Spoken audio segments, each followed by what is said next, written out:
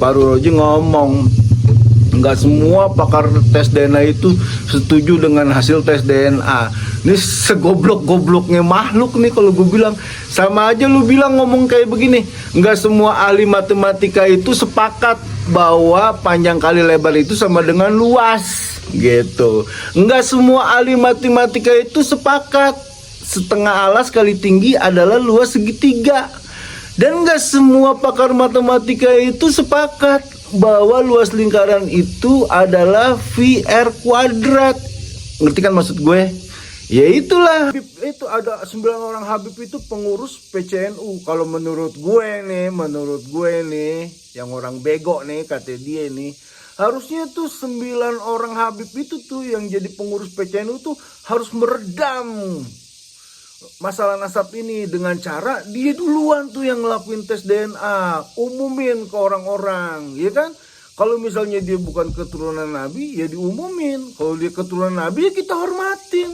Sesimpel itu kan permintaan. Assalamualaikum warahmatullahi wabarakatuh. Balik lagi sama gue ya, Bang Zaini. Gue kemarin habis nonton debat antara Gus Fahru Roji dengan Kiai Imaduddin Al-Bantani ya. Jadi bener ya, kalau misalnya kita ilmunya nggak kuat-kuat banget apa segala macem ya, pasti ntar kita tuh kebawa tuh sama omongannya Gus Fahru Roji itu ya, yang bilang dengan adanya polemik kayak begini nih yang dirugikan itu tuh banyak, bahkan yang ngerasa nggak melakukan kejahatan ikut terjangkiti dengan kejahatan itu. Stoplah polemik nasab ini karena ini akan mengganggu stabilitas bla bla bla, ngomong kayak gitulah. Intinya dia seolah-olah tuh jadi penengah, jadi orang netral apa segala macam, dan gestur badannya, gestur tubuhnya itu tuh gestur meremehkan ya. Gestur tuh sok banget ya, sok orang sok ya, gue liat mah orang sok, orang tengil lah kalau kata Betawi bilang tuh. Jadi dia tuh meremehkan banget yang namanya sama Kiai Imad. Terus dia bilang Kiai Imad itu jangan bawa-bawa nama PCNU apalah segala macam, soalnya itu Kiai Imad itu ngevlognya di RMI Banten, di RMI apa segala macam kayak gitulah, begitulah.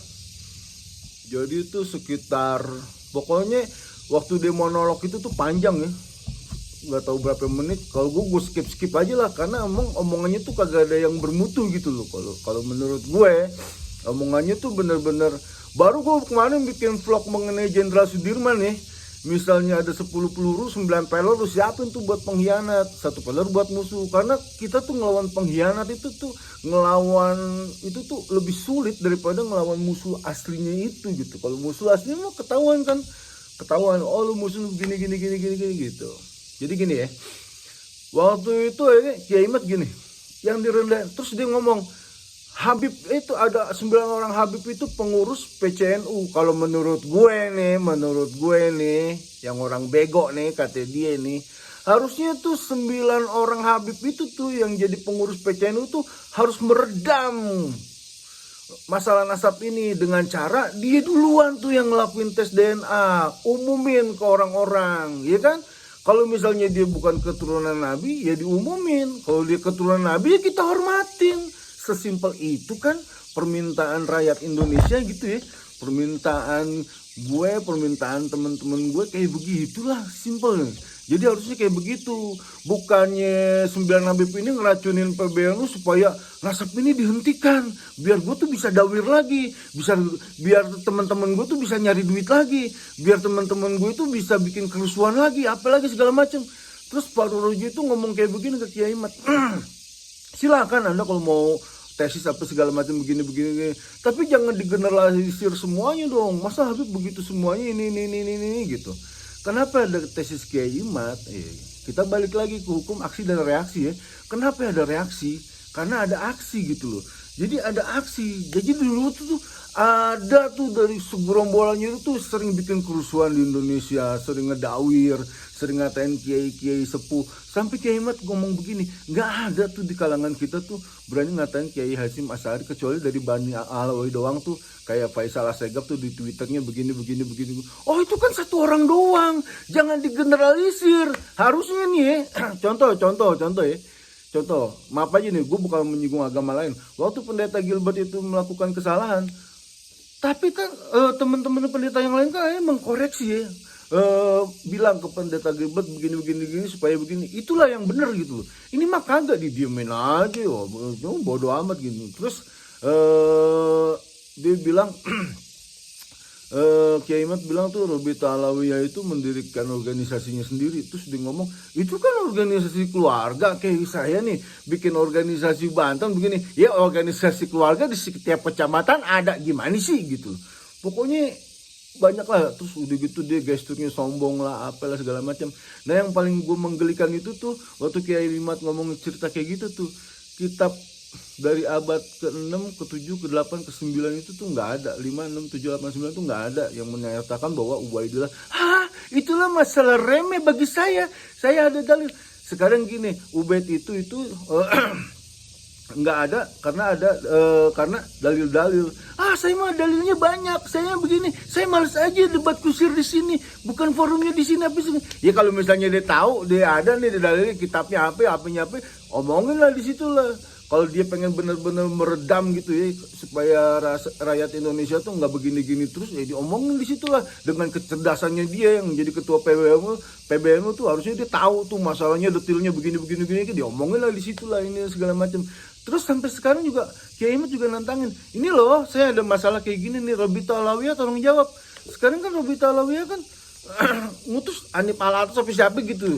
Terus dia ngomong tidak mewakili Robita Alawiyah. Ngapain Jenderal Sudirman gue datang untuk berdebat lawan dia? Tuh Kiai Mat nantangin. Ayo kalau Fahrul Raji yang sekelas Fahrul Raji itu hebat apa segala macam, kita bikin forum. Kita lihat aja apakah dia mampu bikin forum lawan Kiai Mat apa segala macam. Apakah dia gitu-gitu aja gitu. Jadi gini ya. Terus dia ngomong hentikan polemik nasab. Nggak bakal berhenti. Kecuali dia tuh mendeklarasikan diri. Terus gini ya, sekarang ini momentum ini nih udah panas banget. Rakyat Indonesia tuh udah tahu nih, wah anjing nih ternyata nih Habib ini nih didatengin sama Belanda. Sekarang gini, kalau misalnya Habib itu bukan didatengin sama orang Belanda, mana data-data validnya, mana literasinya mana? Kalau Habib itu didatengin sama orang Belanda, banyak literasinya, banyak ahli filologi juga tahu. Oh ini surat menyurat Utsman bin Yahya juga tahu, apa segala macam tuh ada. Kita tuh ngomong tuh berdasarkan data, bukan berdasar katanya. Itu nggak laku. Rakyat Indonesia udah pintar lah, udah cerdas lah, udah bisa baca data lah. Data di mana-mana di internet tuh belarakan di mana-mana. Orang Indonesia udah bisa nganalisa kok mana yang benar, mana yang salah. Nggak usah lah digiring orang Indonesia tuh jadi orang bego lagi, jadi orang goblok lagi. Lu kalau nggak percaya gue keturunan Nabi, lu khurafat, lu nggak dapet syafaat, lu masuk neraka, lu ini udah nggak mempan orang Indonesia. Apalagi generasi sekarang. Generasi sekarang ini kalau ada datanya, kalau ada faktanya, kalau ada dalilnya diikutin. Kalau enggak ya enggak. Ya begitulah orang Indonesia. Nggak usah lagi lu berpikir bahwa kita tuh anak kecil yang bisa didongengin yang enggak ya, pakai mukodam lah, ketok-ketok pintunya Allah 70 kali lipat. Ada ular lah ngegigit badan gue, tiba-tiba ularnya mati sendiri. Ya sekarang kita pengen dong Bahar tuh live di TV, ada ular king cobra tuh yang bener-bener racunnya masih ada, belum diambil racunnya, suruh dia gigit. Ntar kalau king cobra itu mati, Baharnya masih hidup aja, gue cium tangannya, gue sembah itu Bahar. Yakin gue, serius, gue berhenti deh kayak begini. Wah berarti lu cucunya. Ya enggak, gue ngomong. Iya, kayak begitu. Jadi banyaklah perdebatan kayak gitu. Tapi gue salut ya sama Kiai Mat ya. Dia nggak pernah terpancing. Dia tetap pada prinsipnya, pada keteguhan pendiriannya. Dia juga nggak terpancing ngeremehin gestur tubuhnya itu. Ya benar-benar kalau ya lagi debat ya kayak begitu gitu. ada moderator, ada ini. Terus gini ya, dia nggak pernah menyelak waktu orang bicara. Sedangkan kalau orang goblok nih, misalnya lawan bicaranya lagi bicara, pasti diselak terus. Wah, boleh saya potong, boleh saya potong, boleh saya potong.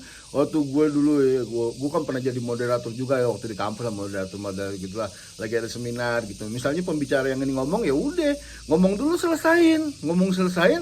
Ada pembicaraan dia yang bisa jadi pertanyaan baru pada nanya gitu loh. Nah misalnya udah terlalu ngaco, baru deh namanya itu ada interupsi apa segala macam. Ini mah enggak, orang lagi ngomong dipotong, orang lagi ngomong dipotong. Ya itu ini gue ya pendapat gue mengenai perdebatan kemarin. Gue netral kok, walaupun yang gue lihat Kiai Mat itu ngomongnya by data gitu. Jadi gini, nggak ada permasalahan ini tanpa ada masalah yang dulu gitu. Dulu kan dia nih songong banget kan, ngaku dirinya nabi, ngedawir apa segala macam, ngata-ngatain orang sembarangan, ngatain anjing, ngatain apa segala macam gini-gini. Masa kita ya pribumi sendiri, bangsa sendiri apa segala macam sendiri nggak bisa ini sih, nggak bisa ngomong kebenaran sih, nggak bisa ngebela harga diri sendiri sih. Gue bilang gini ya, buat pengkhianat bangsa ya, buat Muhyiddin Habib, udahlah sadar lah. Entah suatu saat lu pasti tergila sama zaman gitu. Ini kebenaran nggak bisa lu lawan gitu. Sebenarnya kebenaran ya. Suatu saat gue mau kesian ntar kalau ntar lu punya keturunan, punya cucu, ntar pada dijauhin. Iya pasti itu, yakin gua. Juga kebenaran ini kan udah terang benderang ya. Ada 186 Habib tes DNA-nya, dan bukan di Indonesia tes DNA-nya, itu di Amerika Family Tree, dan mungkin banyak lah pengetesan tes DNA itu, dan hasil haplogrupnya itu G. Dokter Sugeng sama Dokter Arikim itu cuma ngebaca data doang. Terus si Fahrul Razi ngomong, nggak semua pakar tes DNA itu setuju dengan hasil tes DNA. Ini segoblok-gobloknya makhluk nih kalau gue bilang. Sama aja lu bilang ngomong kayak begini, nggak semua ahli matematika itu sepakat bahwa panjang kali lebar itu sama dengan luas gitu. Nggak semua ahli matematika itu sepakat setengah alas kali tinggi adalah luas segitiga. Dan nggak semua pakar matematika itu sepakat bahwa luas lingkaran itu adalah VR kuadrat. Ngerti kan maksud gue? Ya itulah, orang sampai Kiai Mat juga kepancing ya. Coba deh tunjukin deh pakar tes DNA-nya dari Robito Alawiyah. Maksud gue ini ilmu ya, ini ilmu pasti, ini ilmu presisi ya. Nggak akan bisa disogok, nggak bakal bisa diapa-apain segala macem gitu loh. Jadi kalau sama kayak dulu ya, ada namanya Dr. Kate Elmore tuh ya, dari Amerika ya. Dr. Kate Elmore itu membanggakan penemuan dia, karena dengan ada teknologi mikroskop elektron itu dia akhirnya bisa meneliti perjalanan embrio. Akhirnya tuh dia ngomong, wow, gue menemukan bahwa embrio ini sebenarnya ini dari setetes itu akhirnya jadi segumpal darah, segumpal daging, langsung ada tulang, langsung begini, dan ini sempurna. Nggak lama, ya itu mah udah diceritain kali Dokter Cat. Di mana? Di Al-Quran udah ada. Akhirnya dia meneliti Al-Quran kan nih. Pas dia meneliti Al-Quran, akhirnya dia masuk Islam. Dr. Kate Elmore gitu. Dah, itulah ilmu, harus presisi, nggak boleh ada pertentangan, nggak boleh ada perdebatan gitu. Capek-capek gue sekolah ya, dari SD, terus SMP, SMA, terus kuliah. Pas jadi muhibin, jadi goblok kan, sayang ilmu lu, sayang malu tuh ngebiayain lu tuh buat sekolah tuh, sayang lu. Dia udah ngeluarin duit tuh ratusan juta ya kalau misalnya sampai jenjang kuliah. Mungkin yang kedokteran itu tuh mungkin miliaran ya, udah ngeluarin duit miliaran jadi goblok kan, sayang gitu loh, sayang gitu. Dan kalau gue yakin sih dokter tuh nggak ada yang goblok. Yang namanya dokter itu tuh pasti tahu yang namanya tes DNA, hasil DNA. Makanya nggak ada tuh di kalangan dokter tuh ya yang bisa menyanggah argumentasinya tuh Dokter Adikim dan Dokter Sugeng. Itu gue pengen tambahin kayak begitu aja ya. Mudah-mudahan yang nonton kemarin tuh yang ngerasa Mubinya ngerasa, wah Kiai Imad dipermalukan sama Dokter Fajroji. Ini gue ceritain tuh kayak begitu toh aslinya gitu. Jadi lu jangan bangga sama orang goblok gitu. Yang menurut gue pengkhianat itu goblok ya. Harusnya itu tuh sayang ya, sayang sama bangsanya sendiri. Dia tuh sayang sama leluhurnya sendiri gitu. Yaudah gitu aja ya, pendapat dari gue. Assalamualaikum warahmatullahi wabarakatuh.